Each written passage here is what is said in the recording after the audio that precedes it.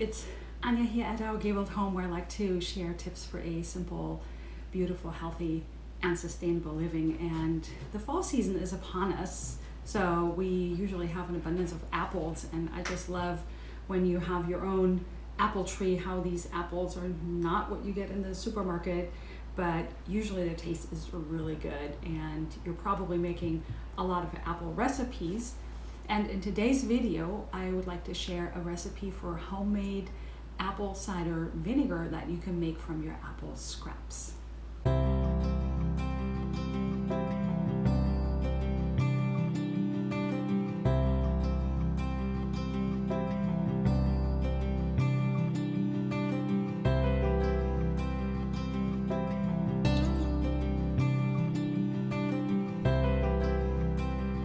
Here's a bottle of apple cider vinegar. I always like to fill my apple cider vinegar into a pretty bottle because I have it sitting on the counter, and this one is a finished one, and it really couldn't be easier. So when you peel and core your apples, don't throw out your apple peels and your apple cores.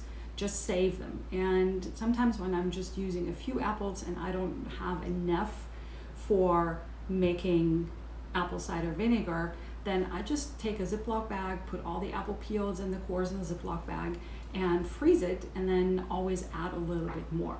Now, one thing I want to mention, don't use mushy or moldy or bad parts of the apple. If the apple peels are brown or if the apple cores are brown, that doesn't really matter. You just don't want anything moldy or mushy or not good in there. And the ingredients are really simple. You just use your apple scraps, some sugar. I always like to use coconut sugar, but you can use regular white sugar or brown sugar.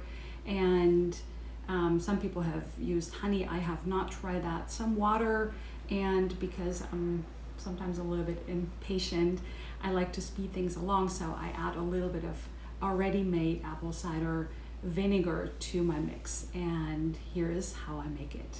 To make your apple cider vinegar, you really need very simple ingredients. I have here my apple peels that I had peeled off when I made my canned apple pie filling.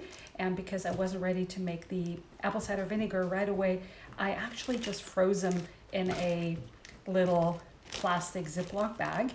And then I have my quart-size mason jar right here. I have my organic coconut palm sugar. I have a little bit of apple cider vinegar because this will speed along the process, and I'm not very patient. I'm not sure if you can see this, but it has a little bit of those stringy little things called the mother, and they're the really important things. I have 2 cups of water, a coffee filter, rubber band, and a spoon. So what we'll do first is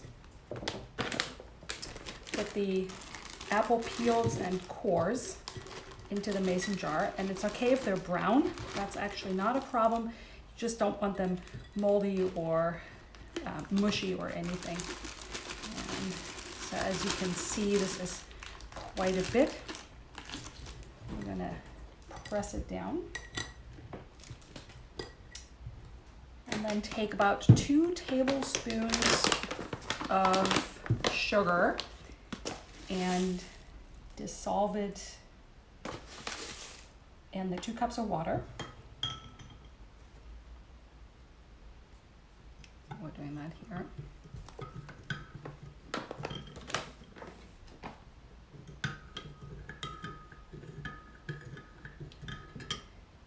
Going on, we'll pour the apple cider vinegar just to speed along the process in here. And then add the sugar water on top. You want all the apples submerged. A little bit more sugar that we put in there.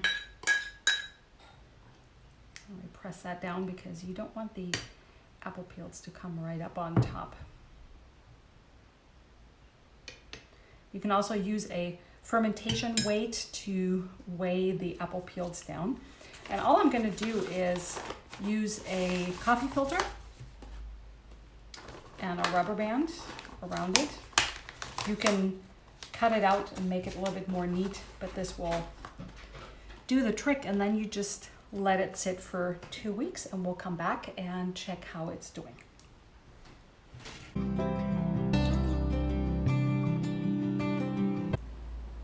And this is my apple cider vinegar still fermenting after about not quite 2 weeks. You can see that I have my coffee filter here on top.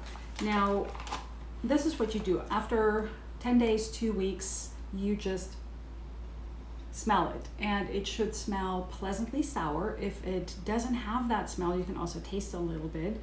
Then just let it sit a little bit longer on the counter and let it ferment until you have your desired level of acidity and sourness in your apple cider vinegar. And that's all you do. It's very simple as that.